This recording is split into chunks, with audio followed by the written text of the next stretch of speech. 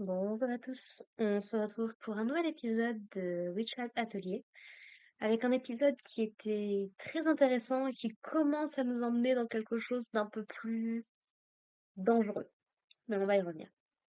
Donc, dans cet épisode, on va avoir Kifri qui va emmener ses élèves, les 4 filles, pour faire un petit peu de shopping dans la ville de Cairn, qui est une ville qui a été construite globalement autour comment est-ce qu'on pourrait appeler ça? D'une tour de guet à une époque où il fallait repousser des serpents taupes, apparemment, venant d'un truc à côté.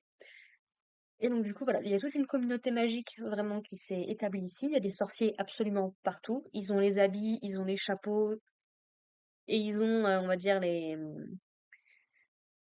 ustensiles, si on peut dire ça comme ça. C'est vraiment un marché pour sorciers. Et il y a même les personnes qui sont là discutent de trucs de sorciers. Et donc, du coup, Kifri les a emmenés ici parce que Coco aimerait trouver une baguette qui lui correspond un petit peu mieux. Puisque comme on l'a vu dans l'épisode 3, la plume classique qu'utilisent la plupart des sorciers, c'est quelque chose qu'elle a du mal à manier, elle n'a pas encore l'habitude. Du coup, Kifri lui a proposé d'essayer de lui trouver quelque chose qui lui correspond un petit peu mieux.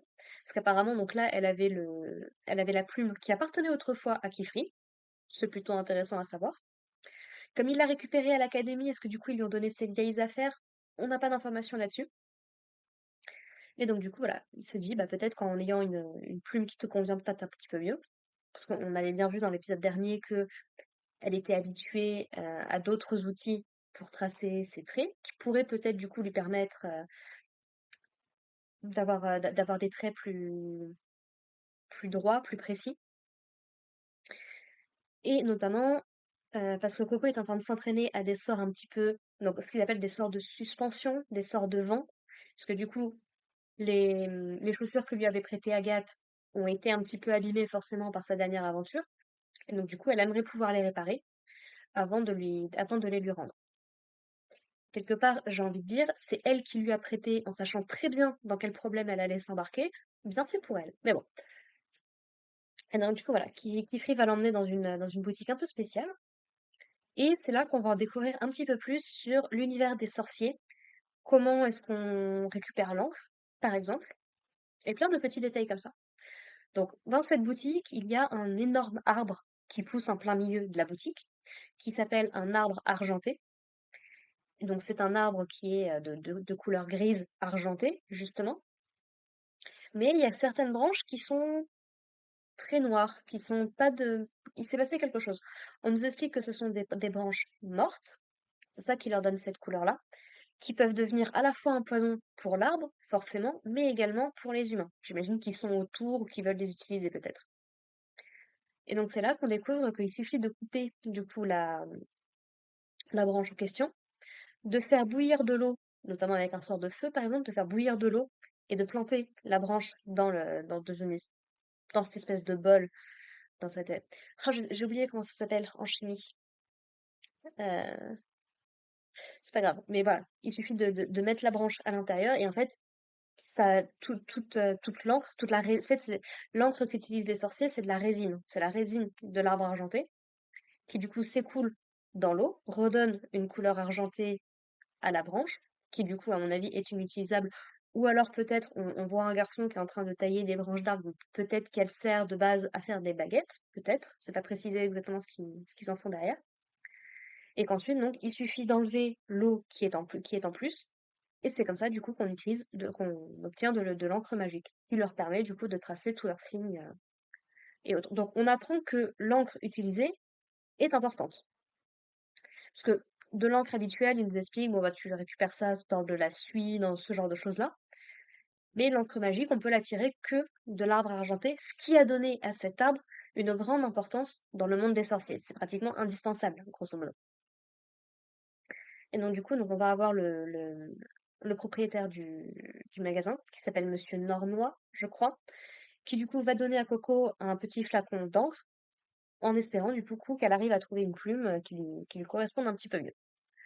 Sauf que les choses ne vont pas se passer exactement comme prévu, puisque Coco avait déjà eu pendant sa visite de la ville un mauvais pressentiment à un moment. Et là, donc, alors qu'elle est un peu en train d'essayer de regarder quelle plume elle pourrait trouver, elle tombe sur qui? sur le sorcier qui lui a donné le livre, qui lui a permis de faire de la magie, et qui a donc condamné sa mère.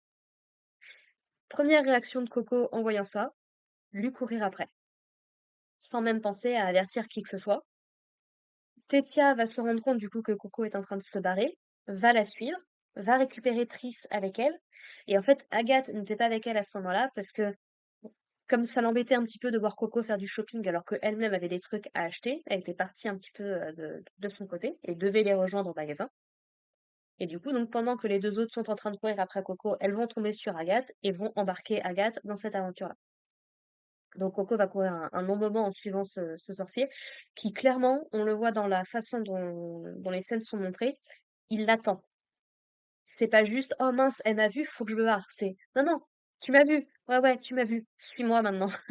J'ai quelque chose à te montrer et quelque chose à te faire faire.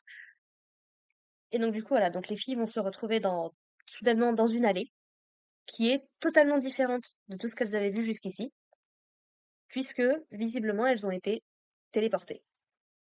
Et ça, c'est ce qui est considéré comme de la magie interdite. Sans portail, utiliser de la téléportation est quelque chose d'interdit, ce que nous avait déjà dit Kifri, je crois, dans l'épisode 2, et qui du coup se confirme ici. Et donc elles vont se retrouver dans...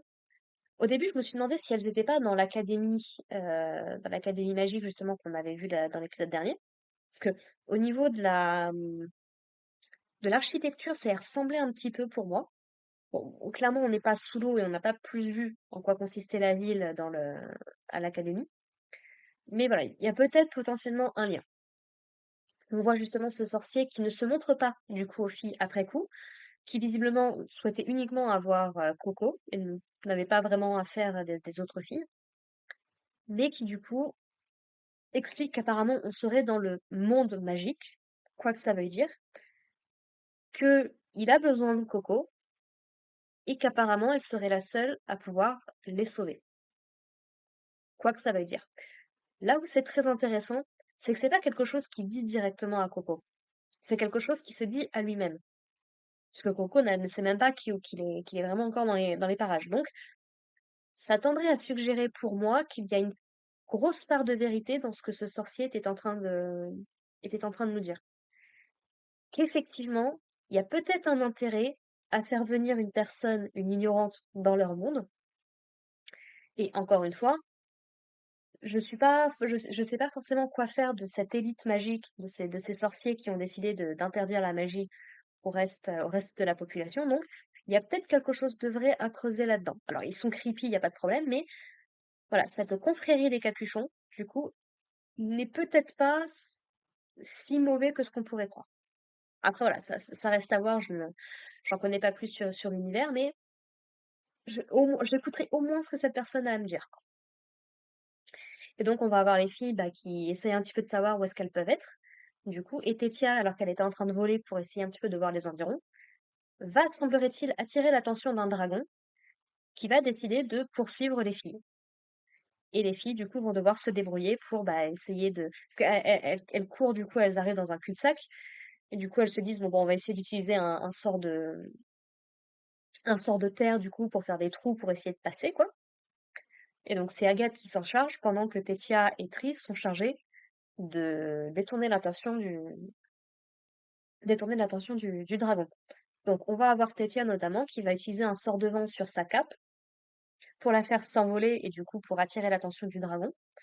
Alors, elle utilise son uniforme pour le faire et elle ne le récupère pas à la fin de cet épisode. Donc, est-ce que ça va avoir de l'importance ou pas? Est-ce qu'elle peut le récupérer? Est-ce qu'elle peut en faire un autre? On n'a pas plus d'informations là-dessus, mais c'est potentiellement un lourd sacrifice qu'elle a fait pour sauver leur peau, en fait, quoi, globalement. Coco va remarquer un truc très intéressant sur l'espèce de tour qui a l'air de s'élever au-dessus de cet endroit. Un symbole magique qu'elle a l'air de reconnaître. Alors, est-ce que c'est juste parce que c'est un symbole magique ou est-ce que c'est un symbole qu'elle a vu dans son livre et peut-être celui qu'elle a utilisé? On n'a pas plus de détails à ce niveau-là.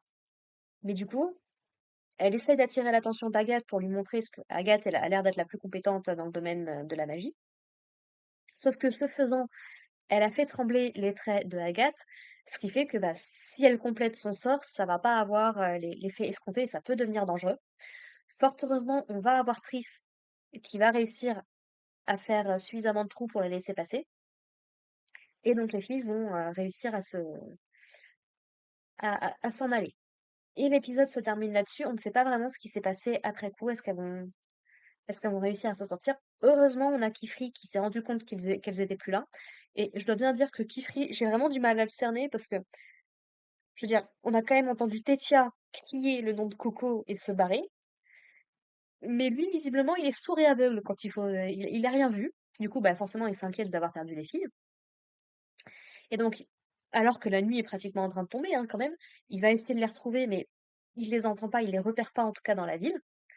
Et c'est là que va arriver, du coup, le petit verre-pinceau que Coco a récupéré dans l'épisode 3, que visiblement elle va garder en animal de compagnie, qui du coup n'a pas été téléporté en même temps que les filles. Alors, c'est pas clair s'il s'est arrêté parce que ça lui paraissait bizarre ou quoi que ce soit, mais en tout cas, il n'a pas été pris dans cette espèce de brume qui les a téléportés. Du coup, il a pu retrouver Kifri et il a pu le guider en direction des filles. Est-ce qu'il va les retrouver? On ne sait pas, l'épisode se termine là-dessus. Et j'avoue, quand l'épisode s'était terminé, j'étais là, oh, tristesse. Mais bon.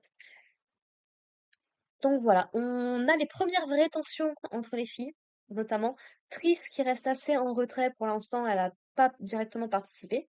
Là où Tetia, qui du coup était très, comment dire, très amicale avec Coco jusqu'ici, bah là du coup, en voyant la situation dans laquelle elle est, bah, elle se dit pourquoi est-ce que je me suis retrouvée embarquée dans ce truc-là? Concrètement, elle blâme Coco. Et Agathe aussi blâme un petit peu Coco. Et l'avantage, c'est que Agathe n'hésite pas à lui dire en face. Là où Tétia n'aura pas forcément le courage d'exprimer ses sentiments de cette façon, Agathe, elle s'en fout de faire du mal à Coco. Elle lui indique bien, du coup, que bah, concrètement, c'est de sa faute si elle se retrouve là. Et pour le coup, je dois bien avouer, autant dans l'épisode dernier, j'étais pas d'accord avec la conclusion qu'a eu Coco, autant là, oui, effectivement, c'est un peu de sa faute, quoi. Après, c'est compréhensible. C'est forcément, elle a vu le sorcier qui est responsable de tous ses malheurs depuis l'épisode 1. Je peux comprendre sa réaction impulsive. Maintenant, du coup, elle n'a prévenu personne et elle n'a pas cherché à dissuader les filles ou quoi que ce soit à expliquer. Donc, elle se retrouve un petit peu toute bloquée par sa faute, quoi. On a d'ailleurs un plan de caméra qui est très intéressant sur cette fin d'épisode. Justement, une fois que les filles sont en train de passer par leur petit passage. On a Coco qui bah, ramasse un chapeau qui est tombé par terre et autres, et on ne montre jamais son visage. Donc on sent, ça rajoute une dose de lourdeur, de conséquence à cette scène et de bien montrer que, ouais, Coco, elle se sent super mal. Elle se sent ultra coupable. Donc voilà, c'était un épisode pour le coup très intéressant. Et notamment, j'apprécie que Agathe ne se laisse pas démonter par la situation. Genre, elles ont un dragon devant elles, mais elle prend directement la tête des opérations, on va dire ça comme ça. Elle reste calme, elle est capable d'élaborer des plans et globalement de plutôt bien s'en sortir malgré la situation. Donc ça, pour le coup, j'ai trouvé ça très appréciable par rapport au personnage. Notamment, elle a plein de petits sorts de prévus en amont, comme ça, il lui reste plus qu'à fermer son cercle pour déclencher un sort. Donc ça montre aussi qu'elle est préparée à peu près à toutes les situations. Donc ouais, non, elle est toujours désagréable, mais elle a des compétences indéniables, pour le coup. Et donc très contente qu'elle soit là pour, pour prendre un petit peu la tête des opérations, là, pour le coup. Sinon, je pense que les filles, elles auraient été très très mal. Donc voilà, c'était un épisode très intéressant qui, du coup, nous a permis d'en apprendre un petit peu plus sur l'univers, sur des trucs aussi basiques que bah, juste comment est-ce que les sorciers se procurent leur matériel. Et du coup, bah, je suis frustrée de la façon dont l'épisode s'est terminé. Et puis, bah, j'ai hâte d'en voir plus. Voilà. Et bien, écoutez, merci à tous de m'avoir écouté. On se retrouve la semaine prochaine pour parler de l'épisode 5. N'hésitez pas à me dire, vous, ce que vous en avez pensé dans les commentaires. Et on se retrouve. Voilà. Portez-vous bien, prenez soin de vous, prenez soin de vos proches. Et puis, à la prochaine. Allez, bye les gens.